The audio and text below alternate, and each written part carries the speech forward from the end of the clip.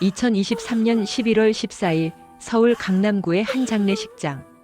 정희는 빈수 앞에 무릎을 꿇은 채 아들의 이름을 불렀다. 민수야, 민수야. 그녀의 목소리는 쉬어 있었다. 이미 밤새도록 울었기 때문이다. 29살 청년 박민수. IT 스타트업에서 일하던 평범한 아들이었다. 그런 아들이 고속도로 교통사고로 세상을 떠났다는 연락을 받은 것은 사흘 전이었다. 경찰이 전화로 말했다. 유가족이시죠? 박민수 씨 관련해서 연락드립니다. 사고가 있었습니다. 정희는 그 순간을 지금도 기억한다. 휴대폰을 든 손이 얼마나 떨렸는지, 바닥에 주저앉으며 어떤 비명을 질렀는지. 이웃집 아주머니가 달려왔고 남편은 회사에서 급히 돌아왔다. 하지만 아무것도 현실이 아닌 것 같았다. 장례식장에 도착했을 때 관은 이미 닫혀 있었다. 장례 지도사는 조심스럽게 말했다. 유가족분, 확인하지 않으시는 게 좋을 것 같습니다. 사고 정도가 심해서. 정희는 그 말에 고개를 끄덕였다. 아들의 망가진 얼굴을 보고 싶지 않았다. 아니, 볼 용기가 없었다. 남편 박정수는 차분하게 장례 절차를 진행했다. 경찰서에서 받아온 사망진단서, 신원 확인 서류, 사고 경위서. 모든 것이 명확했다. 11월 11일 새벽 2시 43분 경부고속도로 하행선 부근에서 발생한 다중추돌 사고. 박민수의 차량은 가드레일을 뚫고 10m 아래 계곡으로 추락했다. 시신은 119 구조대가 4시간에 걸쳐 인양했고 신원은 차량 등록증과 주민등록증으로 확인되었다. 조문객들이 하나둘 찾아왔다. 민수의 대학 동기들, 회사 동료들, 어릴 적 친구들. 모두가 믿을 수 없다는 표정이었다. 29이라는 나이는 죽기엔 너무 젊었다. 하지만 죽음 앞에서 나이는 무의미했다. 정혜 씨 많이 힘드시죠? 민수의 상사였던 김 과장이 다가와 위로했다. 민수가 요즘 야근을 많이 했어요. 프로젝트 마감이 코앞이라서 제가 좀 더 신경 쓸 걸 그랬습니다. 그의 눈에도 눈물이 맺혀 있었다. 정희는 고개를 저었다. 아니에요. 민수가 일을 좋아했어요. 누구 탓도 아니에요. 하지만 마음속으로는 자책했다. 내가 그날 전화라도 했더라면, 피곤하다고 운전하지 말라고 말했더라면. 장례식장 복도를 오가는 사람들의 발소리, 어디선가 들려오는 독경 소리, 국화꽃 냄새. 모든 것이 비현실적이었다. 정희는 가끔 눈을 감으면 아들이 문을 열고 들어올 것 같았다. 엄마 놀랐지? 장난이야. 하면서 환하게 웃는 민수의 모습이 눈앞에 아른거렸다. 하지만 현실은 냉혹했다. 관 속에는 아들이 누워 있었고 영정사진 속 민수는 웃고 있었지만 영원히 그 나이에 멈춰버렸다. 29. 결혼도 하기 전에 부모에게 효도다운 효도 한번 못 해보고. 장례 이틀째 밤 정희는 빈소를 지키다 잠이 들었다. 꿈속에서 민수가 나타났다. 엄마 울지 마. 나 괜찮아.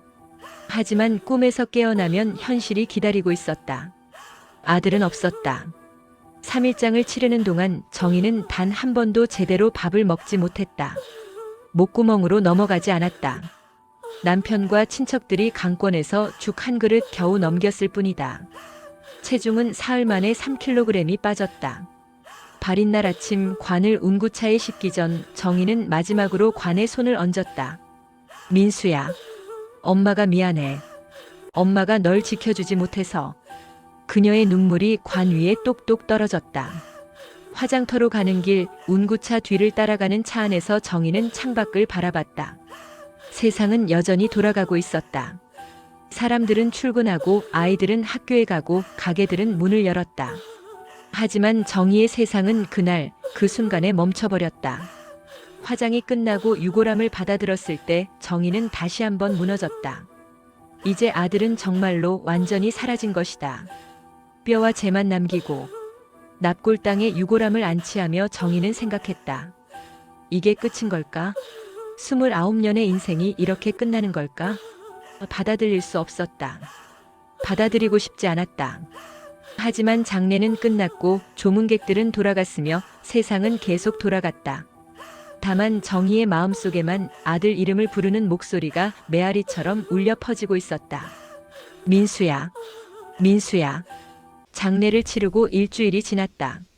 정희는 아들의 방을 정리할 엄두가 나지 않아 문을 닫아둔 채 지냈다. 하지만 언젠가는 해야 할 일이었다. 남편 정수가 먼저 입을 열었다. 여보, 민수 짐을 정리해야 할 것 같소. 회사에서 개인 물품 돌려보낸다고 연락이 왔어. 그날 오후 택배로 민수의 사무실 물건들이 도착했다. 노트북, 머그컵, 책 몇 권, 그리고 개인 사물함에 있던 옷가지들. 정희는 하나하나 꺼내며 아들의 흔적을 더듬었다. 그때 이상한 점을 발견했다.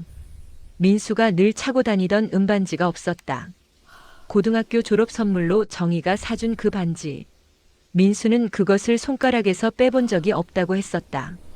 엄마가 사준 건데 어떻게 빼요? 제 부적이에요. 정희는 남편에게 물었다. 여보, 민수 반지 봤어요? 그 은반지 말이에요. 정수는 고개를 저었다. 장례식장에서도 못 봤는데. 아마 사고 때. 하지만 경찰 보고서에도 반지는 명시되어 있지 않았다. 사고 현장에서 수습된 유품 목록에는 지갑, 벨트, 시계만 적혀 있었다. 반지는 어디로 간 걸까? 더 이상한 것은 휴대폰이었다. 경찰은 휴대폰은 발견되지 않았다고 했다. 차량이 10m 아래로 추락하며 분실되었을 것이라는 설명이었다. 정희는 통신사에 연락해 위치 추적을 요청했지만 사고 당일 새벽 2시 이후로 전원이 꺼진 상태였다. 이상하네.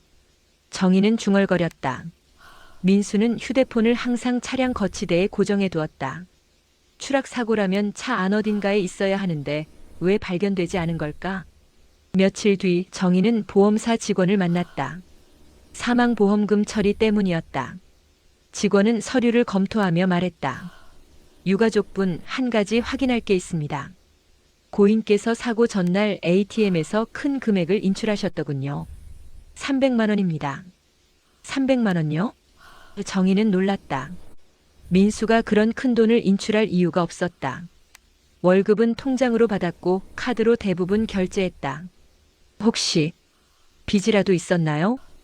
보험사 직원은 고개를 저었다.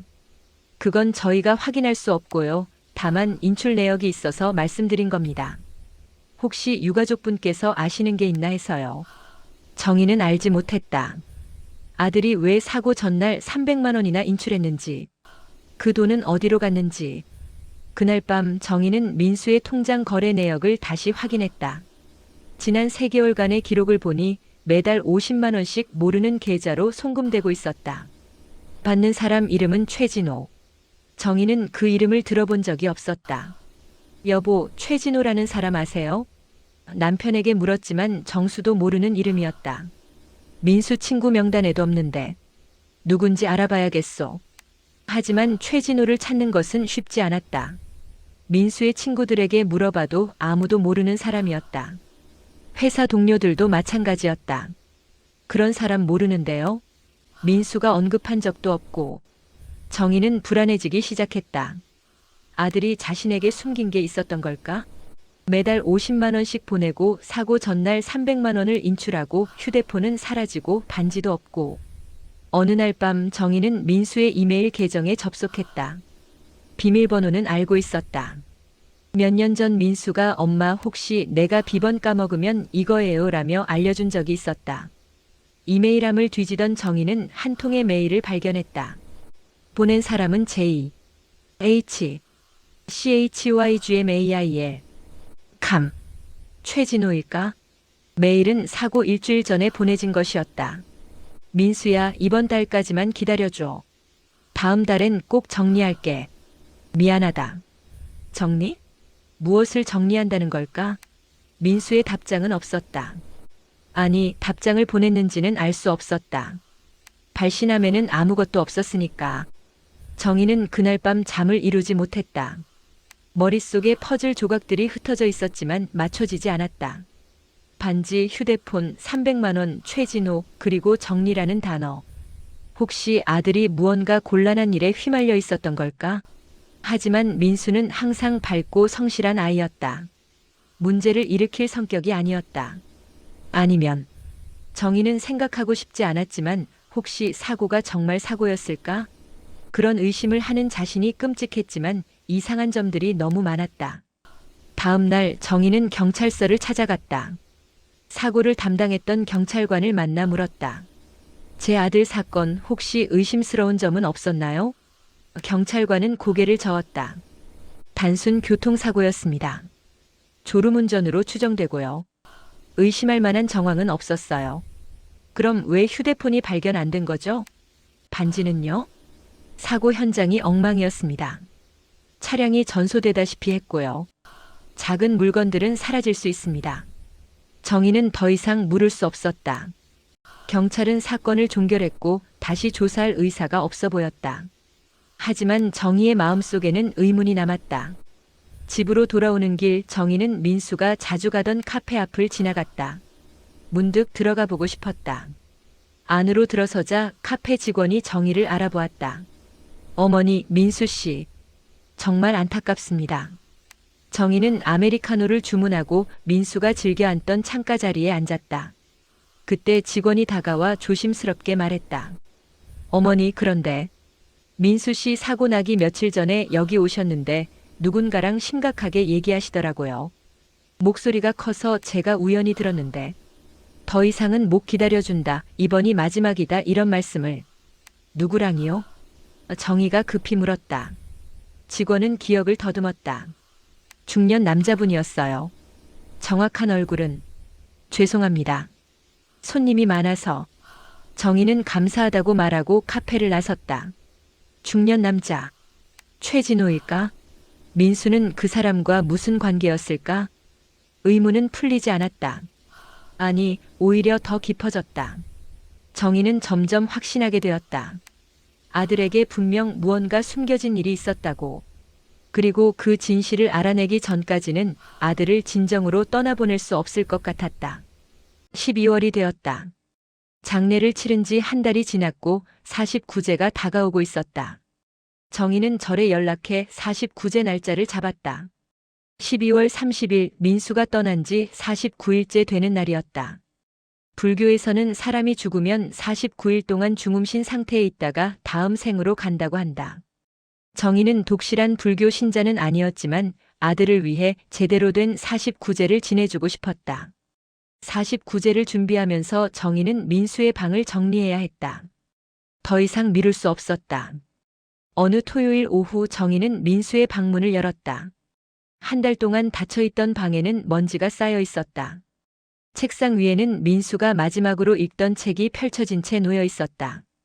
어떻게 살 것인가? 민수는 끝내 그 답을 찾지 못하고 떠났다. 정희는 책을 조심스럽게 닫았다.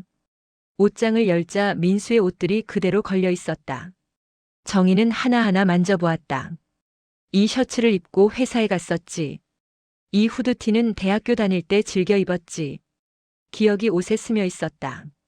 옷장 깊숙한 곳을 정리하던 정희의 손이 무언가에 닿았다. 종이였다. 구겨진 종이 한 장. 정희는 그것을 꺼내 펼쳤다. 민수의 필체였다. 볼펜으로 급하게 쓴 것 같았다. 엄마 혹시 내가 며칠 연락이 안 돼도 놀라지 마. 일 때문에 좀 바쁠 거야. 걱정하지 말고. 금방 연락할게. 마이너스 민수. 정희의 손이 떨렸다. 날짜를 확인했다. 11월 10일. 사고 전날이었다. 며칠 연락이 안 돼도? 민수는 왜 이런 메모를 남긴 걸까? 연락이 안 될 일이 있었던 걸까? 하지만 민수는 그 다음날 사고로 세상을 떠났다. 이 메모를 정희에게 전할 기회조차 없었던 것이다. 정희는 메모를 꽉 쥐었다. 일 때문에? 무슨 일이길래? 회사 일이었을까?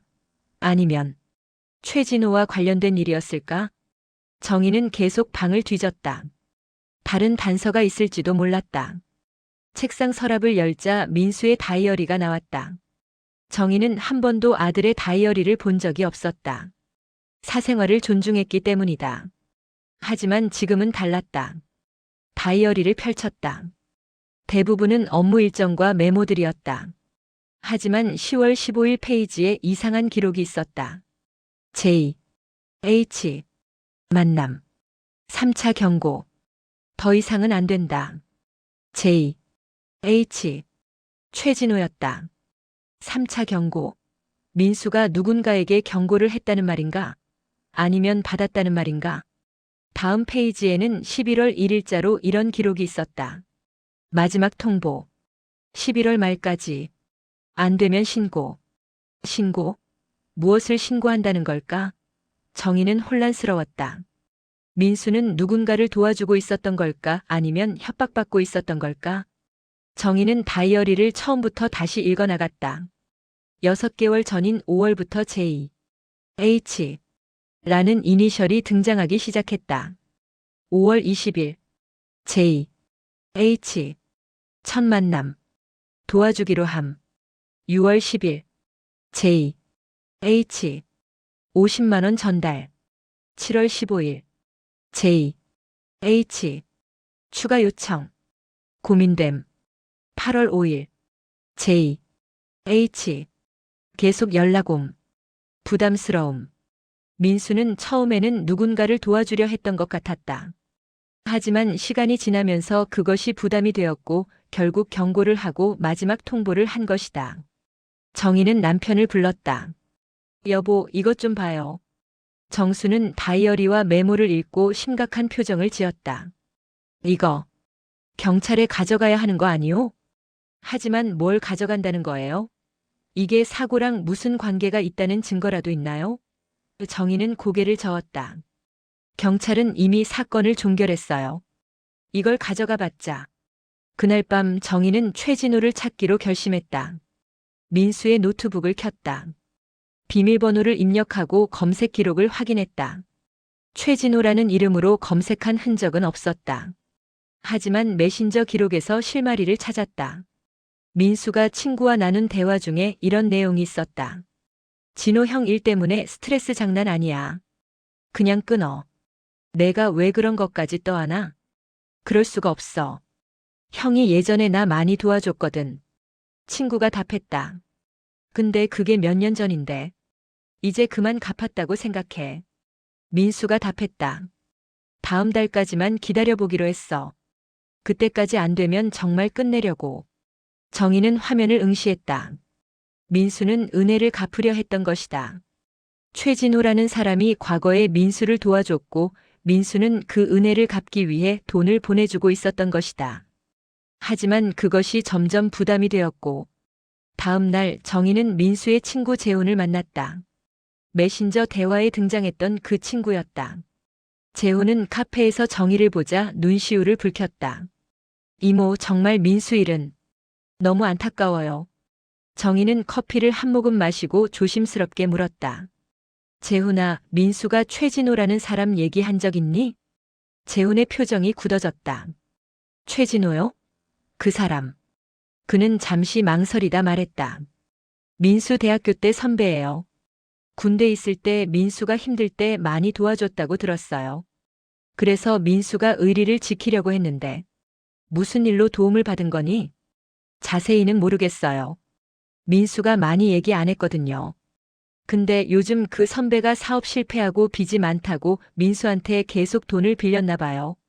처음에는 갚겠다고 했는데 점점 더 요구하고. 정희는 고개를 끄덕였다. 퍼즐이 맞춰지기 시작했다. 재훈아, 혹시 그 선배 연락처 알아? 글쎄요. 민수 휴대폰에 있을 텐데. 재훈은 난처한 표정을 지었다. 근데 이모, 왜 갑자기? 아니야, 그냥. 민수가 왜 그랬는지 알고 싶어서.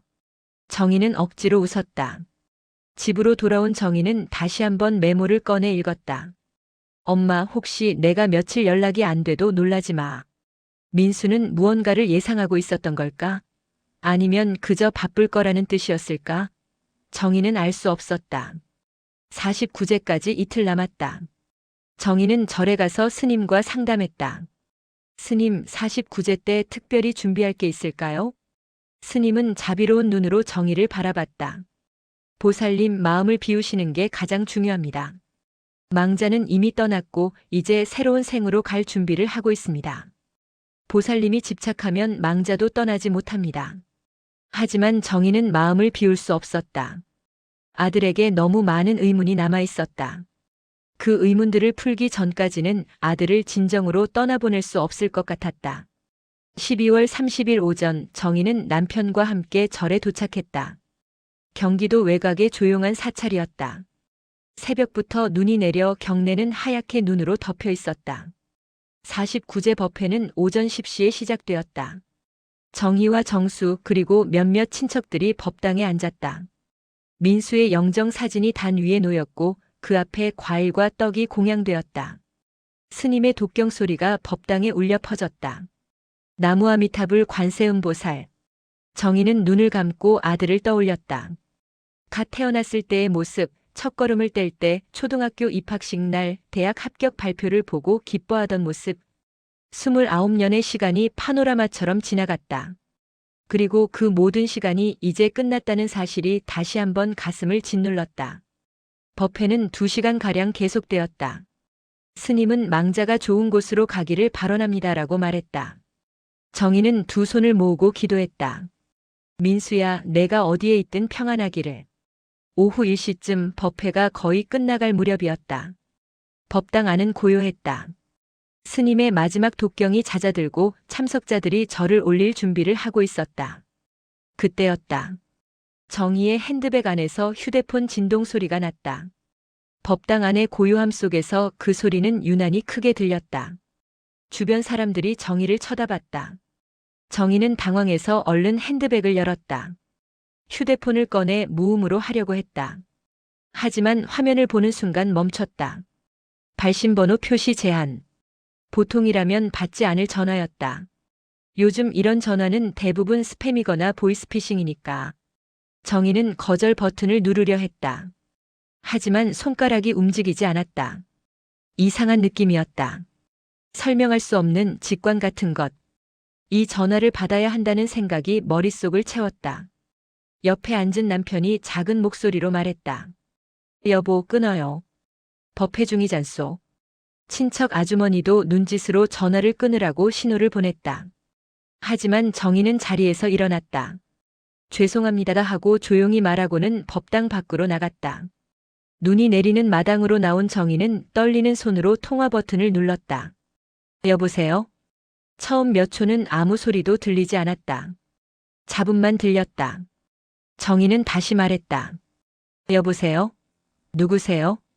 그리고 들렸다. 엄마. 정희는 그 자리에서 얼어붙었다. 눈발이 얼굴에 닿았지만 느껴지지 않았다. 휴대폰을 쥔 손에서 피가 빠져나갔다. 엄마. 나야. 목소리였다. 분명한 목소리. 49년을 살아오면서, 아니 29년 동안 아들을 키우면서 수천 번, 수만 번 들었던 그 목소리. 민수야? 정희의 입에서 떨리는 목소리가 나왔다. 응, 엄마. 나야. 정희는 다리에 힘이 풀려 그 자리에 주저앉았다. 눈 위에 무릎을 꿇은 채 휴대폰을 귀에 바짝 갖다 댔다. 민수야? 정말 내가 맞니? 어디 있어? 무슨 일이야? 전화 너머에서 민수의 목소리가 들렸다. 하지만 끊어지는 듯 했다. 엄마. 미안해. 설명할 시간이 없어. 민수야. 제발. 어디 있는지 말해봐. 정희는 소리쳤다. 법당 안에 있던 사람들이 밖을 쳐다봤다. 엄마. 사고. 내가 아니야. 미안해. 나. 숨어야. 뭐? 무슨 소리야? 사고가 내가 아니라니? 엄마. 49제. 절에 있지? 나. 지금. 거기 근처. 정희는 벌떡 일어났다. 주변을 둘러봤다. 눈 내리는 절마당, 대웅전, 종각, 입구 쪽 소나무 숲. 어디? 어디 있어? 엄마가 지금 갈게. 안 돼. 엄마. 혼자. 와야 해. 아무한테도. 말하면 안 돼. 민수야, 대체 무슨 일이야? 왜 이러는 거야? 전화가 끊어질 듯 말 듯 했다. 잡음이 심해졌다. 주차장. 뒤. 소나무. 30분. 혼자. 그리고 전화가 끊겼다. 정희는 휴대폰을 보며 멍하니 서 있었다. 방금 일어난 일이 현실인지 확신할 수 없었다. 꿈? 환청? 아니면 법당에서 남편이 나왔다. 여보, 무슨 일이요? 왜 그래요? 정수는 눈 위에 주저앉아 있는 정희를 부축했다. 아무것도 아니에요. 잠깐. 스팸 전화였어요. 정희는 거짓말을 했다. 민수가 말했다. 아무한테도 말하면 안 된다고. 얼굴이 창백한데. 괜찮소? 정수가 걱정스럽게 물었다. 네. 그냥 좀 어지러워서요. 법회 끝났어요? 거의 끝났소. 이제 공양 받고 가면 돼요. 정희는 고개를 끄덕이고 법당으로 돌아갔다. 하지만 머릿속은 온통 그 전화 생각뿐이었다. 민수의 목소리. 분명 민수였다. 환청일 리 없었다. 그 특유의 말투, 호흡, 억양. 어머니가 아들 목소리를 못 알아들을 리 없었다. 사고가 내가 아니야. 그게 무슨 뜻일까? 그럼 관 속에 누워있던 사람은? 화장된 그 유골은? 정희는 손이 떨려서 차를 제대로 들 수조차 없었다. 옆에서 친척 아주머니가 정희야, 많이 힘들지? 49제가 끝이니까 이제 좀 마음 편히 가지렴 하고 위로했지만 정희의 귀에는 들리지 않았다. 시계를 봤다. 오후 1시 20분.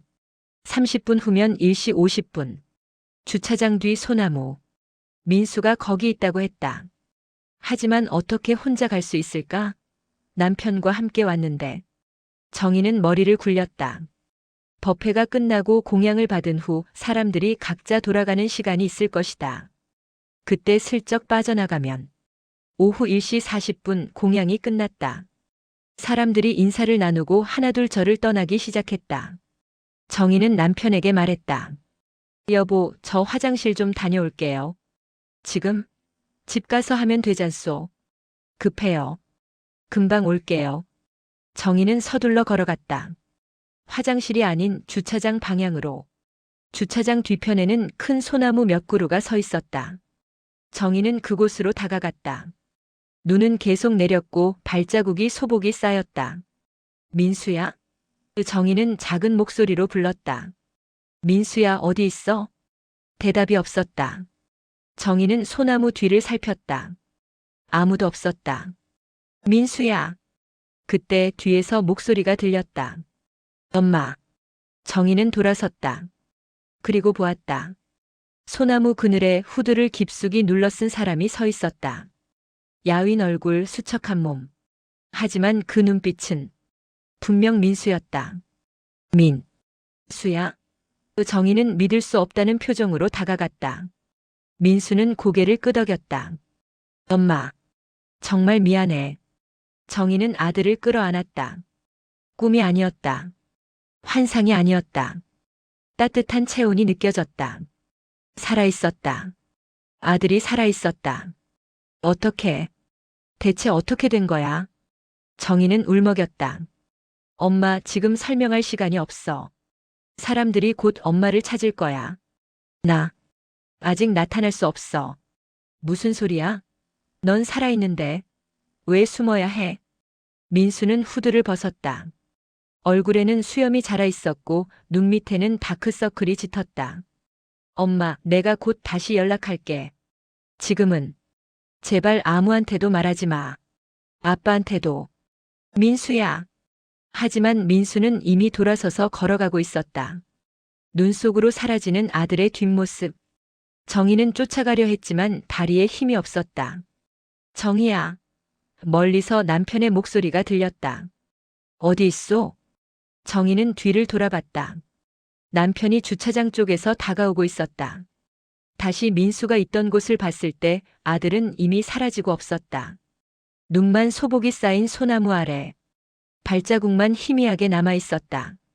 정희는 그 자리에 멍하니 서 있었다. 방금 본 것이 현실이었을까? 아니면 49제를 지내며 너무 아들을 그리워한 나머지 본 환영이었을까? 하지만 아니었다. 정희는 확신했다. 아들을 안았다. 체온을 느꼈다. 목소리를 들었다. 민수는 살아있었다. 절에서 집으로 돌아오는 내내 정희는 한마디도 하지 못했다. 남편이 오늘 49제 잘 마쳤으니 이제 민수도 편히 갈 수 있을 거요 하고 말했지만 정희는 고개만 끄덕였다. 민수는 죽지 않았다. 살아 있었다. 하지만 왜 죽은 척을 하고 숨어 있는 걸까? 집에 도착한 정희는 방에 들어가 문을 잠갔다. 휴대폰을 꺼내 통화 기록을 확인했다. 오후 1시 15분 발신번호 표시 제한. 3분 27초 통화. 기록은 남아 있었다. 꿈이 아니었다. 정희는 그 번호로 다시 전화를 걸어봤다. 하지만 고객님의 요청에 의해 발신번호 표시가 제한된 전화입니다. 라는 안내만 나왔다. 역추적이 불가능했다. 그날 밤 정희는 잠을 이룰 수 없었다. 눈을 감으면 민수의 야윈 얼굴이 떠올랐다. 수척하고 지친 모습. 무슨 일을 겪고 있는 걸까? 다음 날 아침 정희는 남편에게 거짓말을 했다. 여보, 저 오늘 친정 어머니 병문안 좀 다녀올게요. 남편은 의심 없이 고개를 끄덕였다. 그러시오. 조심해서 다녀오고. 정희는 대신 경찰서로 향했다. 하지만 주차장 앞에서 멈췄다. 아무한테도 말하지 마. 민수의 목소리가 귓가에 맴돌았다. 만약 경찰에 말하면 어떻게 될까? 민수는 법적으로 이미 죽은 사람이다. 사망 신고가 접수되었고 화장까지 마쳤다. 갑자기 나타나면 보험 사기? 공문서 위조? 민수는 범죄자가 될 수도 있었다. 정희는 차를 돌렸다. 일단 민수의 연락을 기다리기로 했다. 민수가 다시 연락하겠다고 했으니까. 하지만 이틀이 지나도 3일이 지나도 연락은 오지 않았다. 정희는 초조해졌다. 혹시 또 무슨 일이 생긴 걸까? 민수는 정말 위험에 처해 있는 걸까? 1월 3일 정희는 민수의 친구 재훈에게 다시 연락했다. 재훈아, 최진호 선배 연락처 꼭 알아야 할 것 같아. 도와줄 수 있니? 재훈은 잠시 고민하다 말했다. 이모, 사실 제가 그 선배 연락처 알아요. 예전에 민수한테 들었거든요. 근데 왜 필요하세요? 민수가 그 사람 때문에 힘들어했잖니. 엄마로서 확인하고 싶어. 재훈은 망설이다 번호를 보내줬다. 근데 이모 조심하세요. 그 사람 좀 위험할 수도 있어요. 정희는 최진호에게 전화를 걸었다. 신호음이 3번 울린 후 남자 목소리가 들렸다. 누구세요? 최진호 씨죠? 저는 박민수 어머니입니다. 전화 너머가 잠시 조용해졌다. 그리고 최진호가 말했다. 아, 민수 어머니. 정말 안타깝습니다. 민수. 정말 좋은 후배였는데. 만나서 얘기 좀 할 수 있을까요? 민수가 생전에 최진호 씨한테 돈을 보낸 것 같던데. 돈이요? 최진호의 목소리에 경계심이 느껴졌다. 아, 그건 제가 어려울 때 민수가 좀 도와줬죠. 근데 다 갚았습니다. 사고 전날 300만 원 인출한 것도 최진호 씨한테 준 건가요? 최진호는 대답하지 않았다. 긴 침묵이 흘렀다. 어머니, 왜 그걸 물으시는 거죠? 내 아들이 왜 죽었는지 알고 싶어서요. 사고였잖아요. 교통사고. 정말 그럴까요? 정희는 의도적으로 의심하는 투로 말했다. 최진호가 당황하는 기색이 느껴졌다. 무슨 다른 뜻이 있으세요? 만나서 얘기합시다. 내일 2시 민수가 자주 가던 카페에서. 전화를 끊고 정희는 손을 떨었다. 위험한 도박이었다. 하지만 민수가 왜 숨어야 하는지 알려면 최진호를 만나야 했다. 다음 날 정희는 카페에 일찍 도착했다. 창가 자리에 앉아 기다렸다. 이시정각 40대 중반으로 보이는 남자가 들어왔다. 수척한 얼굴, 불안해 보이는 눈빛. 어머니. 최진호가 다가왔다. 앉으세요. 정희는 차분하게 말했다. 최진호는 마주 앉았다. 커피를 주문한 후 정희를 조심스럽게 바라봤다. 그래서 무슨 얘기를 하고 싶으신 거죠? 민수가 최진호 씨한테 6개월 동안 매달 50만 원씩 보냈더군요. 사고 전날엔 300만 원을 인출했고요. 이유가 뭔가요? 최진호는 한숨을 쉬었다. 어머니, 제가 사업 실패하고 많이 어려웠어요. 민수한테 도움을 청했죠. 민수는 착한 친구였어요. 절 도와주려고 했죠. 그게 부담이 되지 않았을까요? 어머니 말씀이 맞습니다. 저도 알아요. 제가 너무 의존했다는 거. 근데 민수는 끝까지 저를 외면하지 않았어요. 정희는 최진호의 눈을 똑바로 쳐다봤다. 사고 그날 밤 민수를 만났나요? 최진호의 표정이 굳었다. 아니요. 만나지 않았어요. 거짓말 마세요. 민수 다이어리에 다 적혀 있었어요. 11월 말까지 기다려주고 안 되면 신고하겠다고. 최진호는 얼굴이 창백해졌다. 손이 떨렸다. 신고요? 무슨 신고를? 당신이 더 잘 알겠죠. 무엇을 신고하려고 했는지. 최진호는 한참 동안 침묵했다. 그리고 작은 목소리로 말했다. 제가 다른 사람들한테도 돈을 빌렸어요. 갚을 능력이 없는데 계속 빌렸죠. 사기나 다름없었어요. 민수가 그걸 알고 경찰에 신고하겠다고 했군요. 네. 그래서 그날 밤 민수를 만나서 빌었어요. 한 달만 더 시간을 달라고. 정리하겠다고. 민수는 마지막으로 300만 원을 주면서 말했어요. 형, 이게 진짜 마지막이에요. 다음 주까지 정리 안 하시면 신고할 거예요. 라고. 정희는 숨을 깊이 들이마셨다. 그날 밤 몇 시에 만났나요? 자정쯤.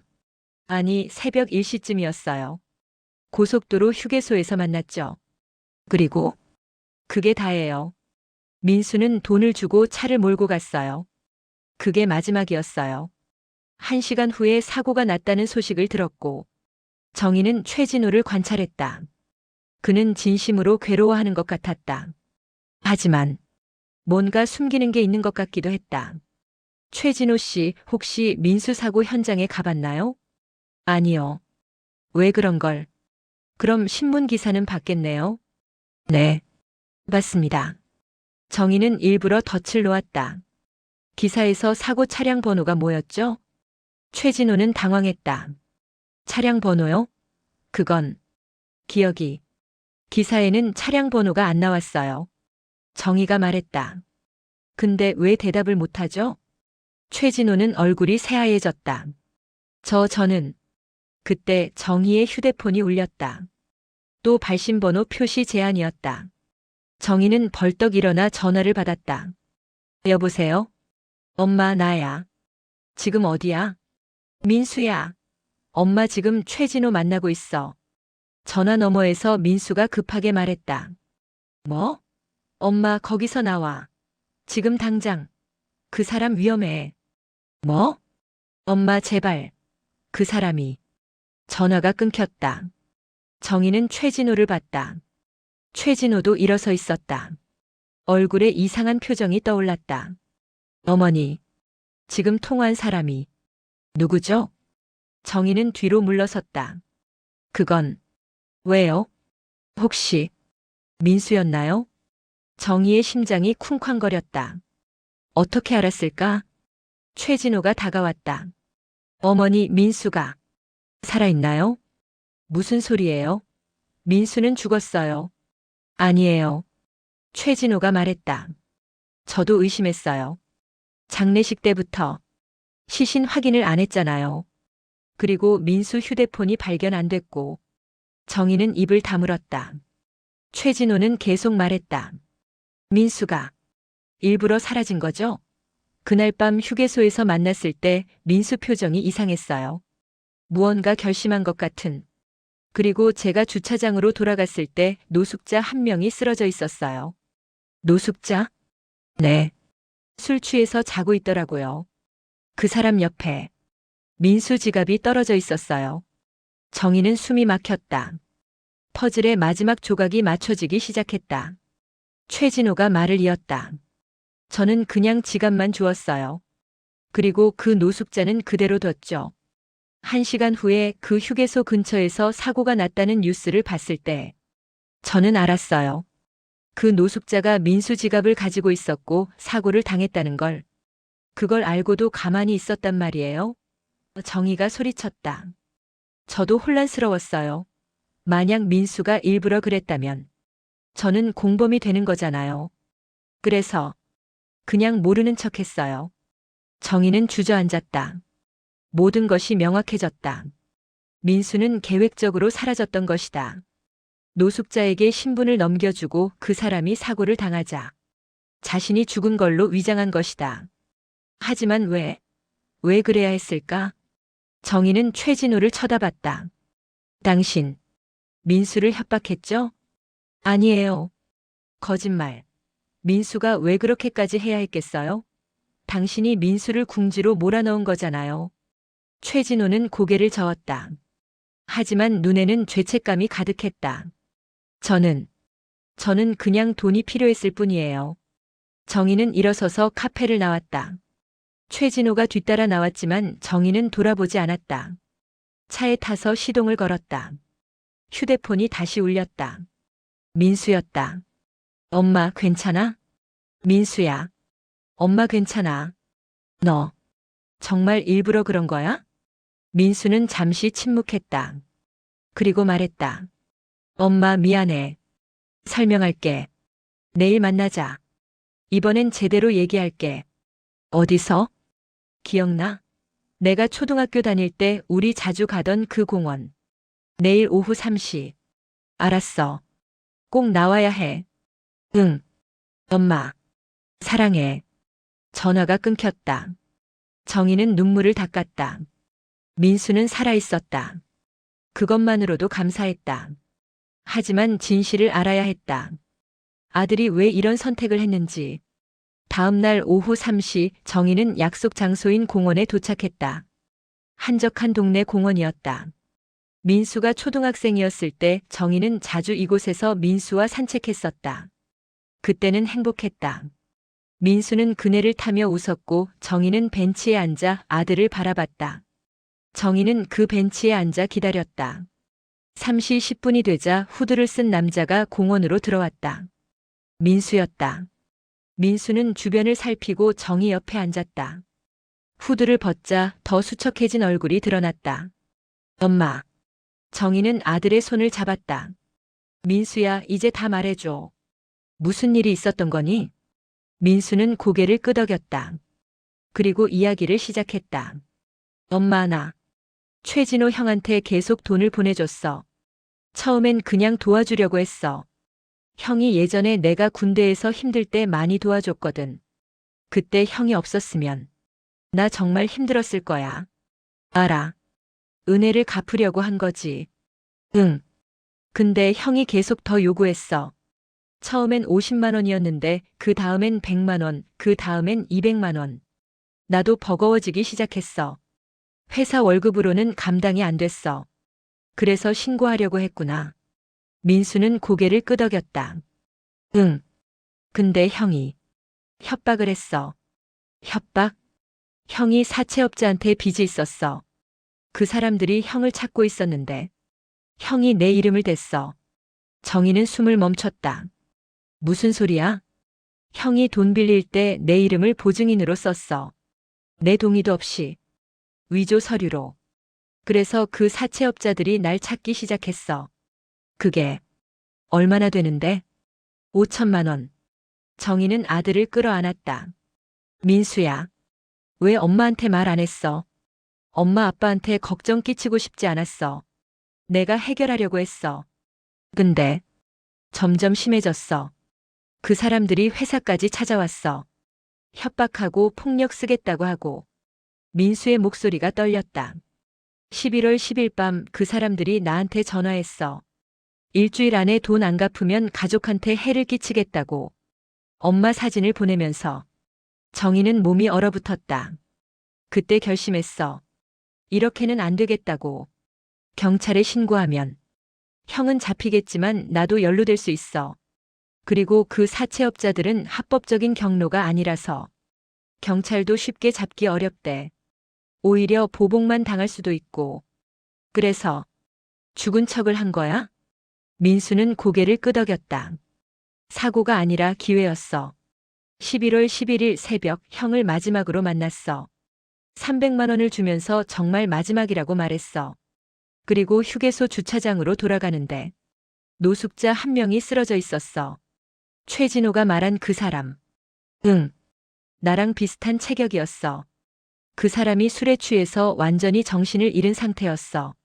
그때 갑자기 생각이 났어. 만약 내가 사라지면 어떨까? 사채업자들도 최진호 형도 모두 나를 포기할 거야. 죽은 사람한테는 빚을 받을 수 없으니까. 정희는 믿을 수 없다는 표정으로 아들을 바라봤다. 나는 그 사람 옆에 내 지갑을 놓고 왔어. 신분증, 카드 전부. 그리고 내 반지도 벗어서 그 사람 손에 끼웠어. 휴대폰은 가지고 갔어. 그리고 차를 몰고 떠났어. 그럼 그 사람이 응. 1시간 후에 그 사람이 비틀거리며 도로로 나왔나 봐. 그리고 차에 치였어. 다중추돌 사고였어. 차량 10대가 연루된. 민수의 목소리가 떨렸다. 나는 의도하지 않았어. 그 사람이 사고를 당할 줄은 몰랐어.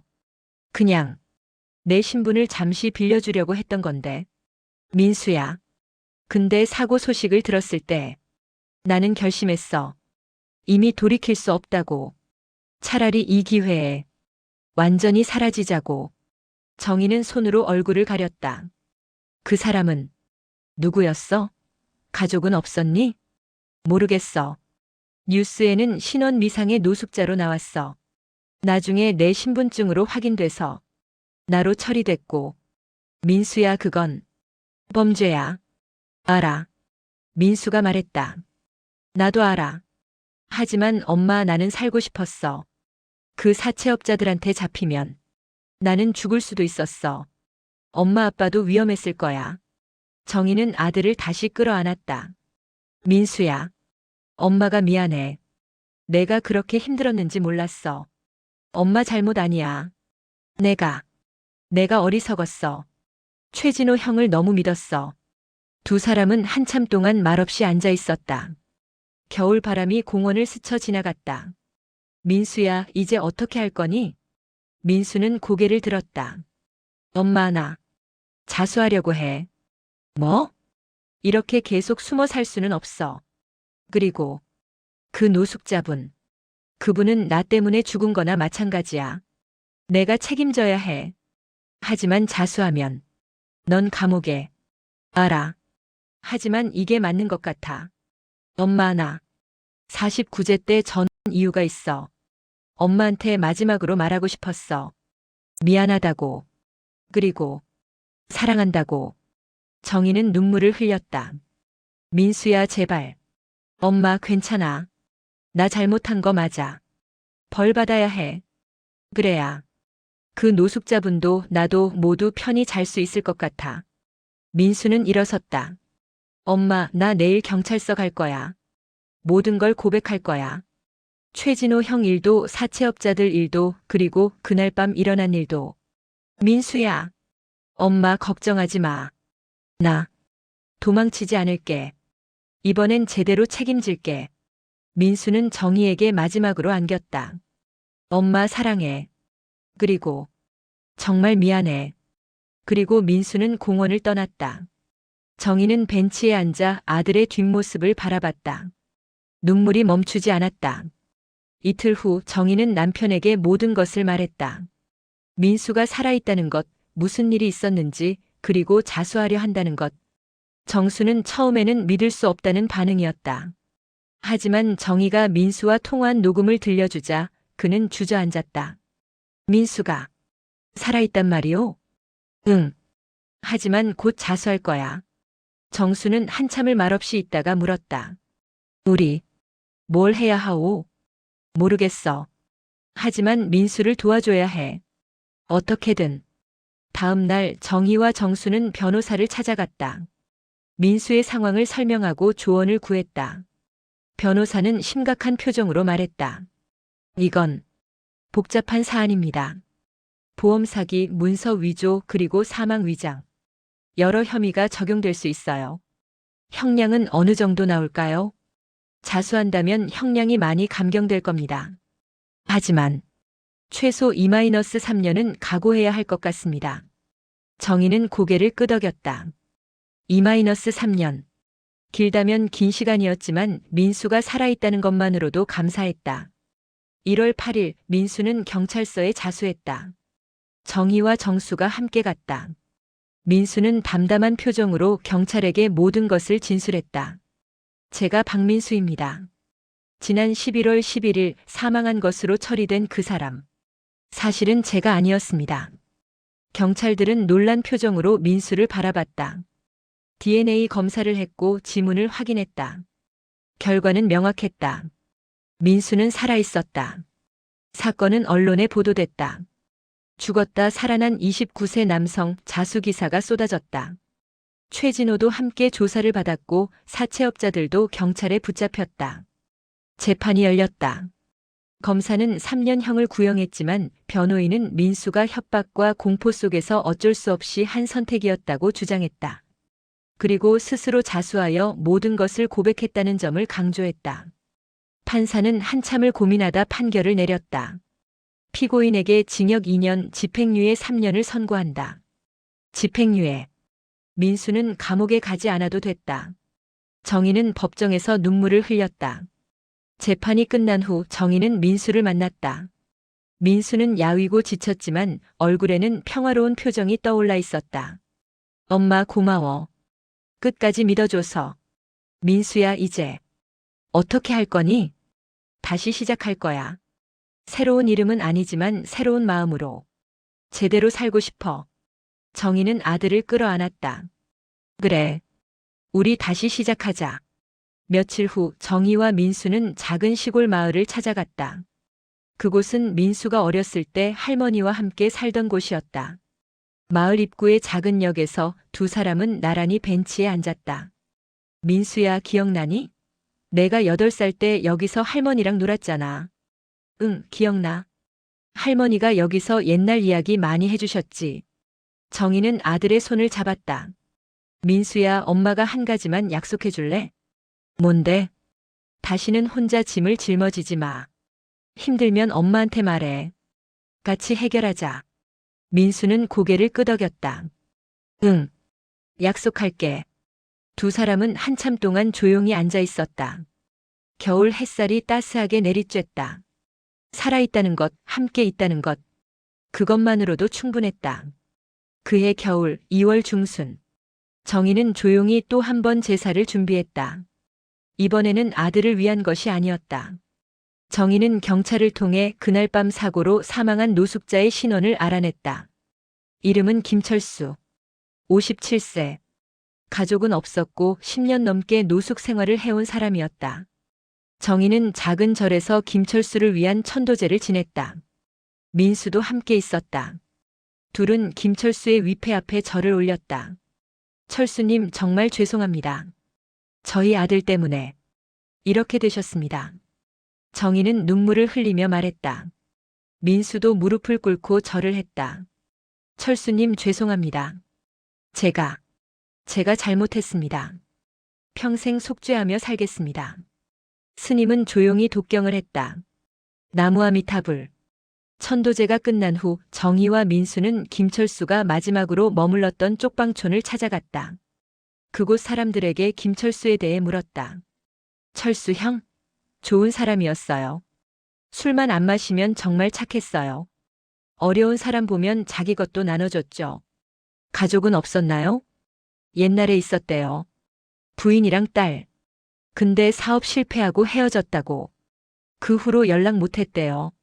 정희는 김철수의 딸을 찾아보기로 했다. 경찰의 도움을 받아 몇 주 후 김철수의 딸 김미영을 찾았다. 35세, 서울에서 작은 가게를 운영하고 있었다. 정희는 미영을 만나 모든 것을 말했다. 처음에 미영은 화를 냈다. 그러니까 제 아버지가 당신 아들 대신 죽었다는 거예요? 죄송합니다. 정말 죄송합니다. 정희는 고개를 숙였다. 미영은 한참을 울었다. 저 아버지를 10년 동안 못 봤어요. 찾으려고도 하지 않았어요. 이제 와서 죽었다는 소식을 듣고 정말 죄송합니다. 저희가 어떻게든 보상하겠습니다. 미영은 고개를 저었다. 보상이요? 돈으로 아버지를 살릴 수 있나요? 하지만 그녀의 목소리에는 분노보다는 슬픔이 더 컸다. 정희는 미영에게 김철수의 유골이 안치된 곳을 알려줬다. 그리고 천도제를 지낸 이야기도 했다. 미영은 듣고 있다가 작은 목소리로 말했다. 감사합니다. 아버지를 위해 기도해 주셔서. 미영 씨 정말 죄송합니다. 저희 아들이 잘못했습니다. 미영은 한참을 생각하다 말했다. 아버지 장례는 제대로 못 치렀죠? 네. 신원 미상으로 처리되어서. 그럼 이제라도 해드리고 싶어요. 제대로 된 장례를. 정희는 고개를 끄덕였다. 저희가 모든 비용을 부담하겠습니다. 그리고 미영 씨께 드릴 게 하나 더 있습니다. 정희는 봉투를 꺼냈다. 그 안에는 보험금이 들어있었다. 민수 명의로 들었던 사망보험금. 정희는 그것을 받지 않고 미영에게 전하기로 결정한 것이었다. 이건 받을 수 없어요. 미영이 손을 저었다. 아니에요. 미영 씨 아버지가 저희 아들 대신 돌아가셨으니 이건 당연히 미영 씨께 드려야 하는 겁니다. 미영은 눈물을 흘렸다. 고맙습니다. 정말. 3월 초 김철수의 장례식이 다시 열렸다. 이번에는 제대로 된 장례였다. 미영이 상주로 앉았고 정희와 민수는 조문객으로 참석했다. 민수는 김철수의 영정 앞에서 오랫동안 절을 올렸다. 철수님 죄송합니다. 제 대신 정말 죄송합니다. 평생 기억하겠습니다. 장례식이 끝난 후 민수는 정희에게 말했다. 엄마, 나 매달 철수님 묘소에 찾아가려고. 성묘하고 풀도 뽑아드리고. 그래. 그래야지. 그리고 그날 이후 민수는 약속을 지켰다. 매달 첫째 주 일요일 김철수의 묘소를 찾아가 성묘하고 묘지를 깨끗이 정리했다. 미영도 가끔 같은 날 방문했고 두 사람은 묘소 앞에서 만나 인사를 나눴다. 시간이 흐르면서 미영은 점차 민수와 정희를 용서했다. 완전히는 아니었지만 적어도 이해하려고 노력했다. 아버지도 누군가의 실수로 두 번째 인생을 살아보셨을 거예요. 비록 짧았지만 민수는 새로운 직장을 구했다. 작은 회사였지만 성실히 일했다. 최진호는 사기 혐의로 실형을 받았고 사채업자들도 모두 구속됐다. 민수를 괴롭혔던 모든 빚은 법적으로 무효 처리됐다. 어느 날 저녁 정희와 민수는 함께 저녁을 먹었다. 민수가 말했다. 엄마, 그날 49제 때 왜 전화했는지 알아? 왜? 엄마가 날 완전히 떠나보낼 것 같아서. 49제가 끝나면 엄마 마음속에서도 내가 사라질 것 같았어. 그게 무서웠어. 정희는 아들의 손을 잡았다. 바보야. 엄마가 너를 어떻게 잊니? 죽어도 못 잊지. 그래서 전화했어. 마지막으로 엄마 목소리 듣고 싶었어. 근데 엄마가 전화 받는 걸 보고 나도 용기가 났어. 아, 엄마가 날 기다리고 있구나. 돌아가도 되겠구나 하고. 민수야. 엄마 고마워. 날 포기하지 않아줘서. 2024년 겨울 정희는 다시 그 절을 찾았다. 1년 전 49제를 지냈던 그곳. 이번에는 민수와 함께였다. 둘은 법당에 앉아 조용히 기도했다. 민수를 위해서가 아니라 김철수를 위해서. 그리고 다시는 이런 비극이 일어나지 않기를 기도했다. 기도가 끝난 후 정희와 민수는 절 마당을 걸었다. 눈이 내리고 있었다. 1년 전 그날처럼. 민수야, 그날 휴대폰 어떻게 된 거야? 전원 꺼져 있었다며? 아, 그거. 전화하기 전에 배터리 다 떨어졌어. 편의점에서 급히 충전해서 전화한 거야. 그래서 발신번호 표시 제한이었구나. 공중전화 쓴 줄 알았어. 아니, 엄마. 공중전화는 요즘 거의 없잖아. 편의점 직원한테 부탁해서 휴대폰 잠깐 빌렸어. 정희는 웃었다. 그랬구나. 둘은 주차장 뒤 소나무 앞에 섰다. 1년 전 그곳에서 둘이 재회했던 곳. 엄마, 그날 여기서 엄마 봤을 때 정말 울고 싶었어. 근데 참았어. 엄마 더 힘들게 할까봐. 나도 그랬어. 내가 살아있다는 게 믿기지 않아서. 꿈인 줄 알았어. 민수는 주머니에서 무언가를 꺼냈다. 은반지였다. 정희가 고등학교 졸업 선물로 사준 그 반지. 엄마, 이거 노숙자분한테 끼워드렸다가 나중에 경찰이 유품으로 돌려줬어. 이제 다시 끼려고. 민수는 반지를 손가락에 끼었다. 이제 진짜로 부적이 됐어. 엄마가 사준 반지가 나를 다시 살려줬으니까. 정희는 눈물을 닦았다. 그래. 이제 절대 빼지 마. 응. 약속할게. 눈은 계속 내렸다. 하얀 눈이 세상을 뒤덮었다. 과거의 상처를 덮듯이 정희와 민수는 천천히 주차장을 향해 걸었다. 함께. 나란히. 엄마 저녁에 뭐 먹을까? 내가 좋아하는 거 먹자. 된장찌개 어때? 좋아. 엄마 된장찌개가 세상에서 제일 맛있어. 과장 좀 그만해라. 정희가 웃으며 말했다. 진짜라니까. 두 사람의 웃음소리가 눈 내리는 절마당에 울려 퍼졌다. 마이너스 마이너스 마이너스. 그로부터 몇 년이 흘렀다. 민수는 결혼했고 아이도 낳았다. 아들이었다. 이름은 철수라고 지었다. 김철수를 기억하기 위해서. 정희는 손자를 안고 말했다. 철수야, 너는 할아버지 이름을 물려받았단다. 아주 착한 분이셨어. 너도 그분처럼 착하게 자라렴. 민수는 옆에서 아들을 바라보며 생각했다. 이 아이에게는 절대 내가 겪은 일을 겪게 하지 말아야지. 힘들 때는 혼자 견디지 말고 가족에게 말하라고 가르쳐야지. 어느 일요일 오후 민수는 가족들과 함께 김철수의 묘소를 찾았다. 아내와 어린 철수 그리고 정희까지. 민수는 묘소 앞에 절을 올렸다. 철수님, 저희 아들 데리고 왔어요. 철수님 이름을 물려받은 아이예요. 잘 부탁드립니다. 어린 철수는 할머니 손을 잡고 묘비를 바라봤다. 할머니, 여기 누가 계세요? 응, 철수야. 너에게 이름을 준 분이 계시단다. 이름을 줬어요? 그래. 아주 소중한 이름이야. 어린 철수는 고개를 끄덕이고 작은 손으로 묘비를 쓰다듬었다. 그날 저녁 집으로 돌아온 정희는 일기를 썼다. 몇 년 만에 쓰는 일기였다. 오늘도 철수님 묘소에 다녀왔다. 민수가 아이를 데리고 가서 인사를 시켰다. 어린 철수가 묘비를 만지는 걸 보니 가슴이 뭉클했다. 몇 년 전 49제 날 받았던 그 전화가 아니었다면 나는 지금 이 행복을 누릴 수 없었을 것이다. 민수는 죽은 줄로만 알고 평생을 살았을 것이다. 그날 전화가 울렸을 때 주변 사람들은 받지 말라고 했다. 법회 중이니까. 하지만 나는 받았다. 그리고 그 선택이 모든 것을 바꿨다. 지금도 가끔 생각한다. 만약 그날 전화를 받지 않았다면 민수는 영영 내 곁으로 돌아오지 못했을지도 모른다. 하지만 나는 받았다. 어쩌면 어머니의 본능이었을까. 아들이 부르는 소리를 알아챈 것. 민수는 이제 행복하게 살고 있다.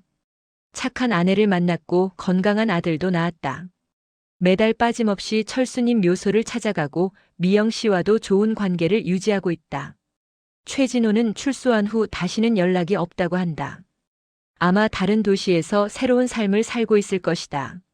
모든 것이 기적 같다. 죽었던 아들이 살아 돌아온 것. 그리고 그 과정에서 배운 것들. 삶은 예측할 수 없다. 때로는 가장 어두운 순간에 가장 밝은 빛이 찾아온다. 49제 날 울렸던 그 전화처럼. 나는 오늘도 감사한다. 아들이 살아있어서. 우리가 함께 있어서. 그리고 모든 것을 용서하고 새로 시작할 수 있어서. 철수님, 어디에 계시든 부디 평안하시길. 그리고 감사합니다. 당신의 희생이 헛되지 않도록 우리는 열심히 살겠습니다. 정희는 일기장을 덮고 창밖을 바라봤다. 저녁 하늘에 별이 떠오르고 있었다. 거실에서는 민수가 아들과 놀아주는 소리가 들렸다. 철수야, 높이 높이. 아이의 웃음소리가 집안을 가득 채웠다. 정희는 미소 지었다. 이것이 진정한 행복이었다. 함께 있다는 것, 살아있다는 것. 그날 밤 정희는 오랜만에 편안한 잠에 들었다. 꿈속에서 그녀는 다시 그날로 돌아갔다. 49제 날 눈 내리는 법당. 휴대폰이 울렸다. 발신번호 표시 제한. 정희는 주저없이 전화를 받았다. 여보세요? 엄마. 나야. 그 목소리를 들으며 정희는 꿈속에서도 미소 지었다. 전화를 받기를 정말 잘했다고. 그렇게 이야기는 끝이 났다.